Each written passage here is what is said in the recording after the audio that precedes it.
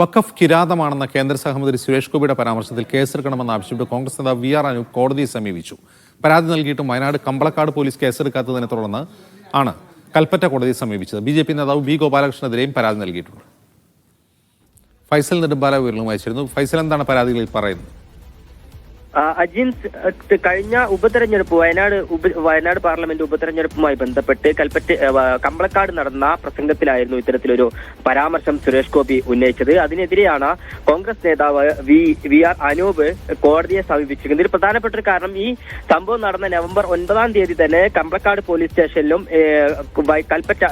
Wayanad SP-ക്കും VR Anoop പരാതി നൽകിയിരുന്നു. വിദ്വേഷ പരാമർശത്തിന് കേസെടുക്കണമെന്നാവശ്യപ്പെട്ടുകൊണ്ടായിരുന്നു ഈ ഒരു പരാതി ഉന്നയിച്ചത്. എന്നാൽ ഈ പരാതി കേസെടുക്കാത്തതിനെ തുടർന്നാണ് ഈ കോടതിയെ സമീപിക്കുന്ന ഒരു സാഹചര്യം ഉണ്ടായത്. ഇതുമായി ബന്ധപ്പെട്ടുകൊണ്ടുള്ള ഹർജിയാണ് കോടതിയെ സമീപിച്ചത്.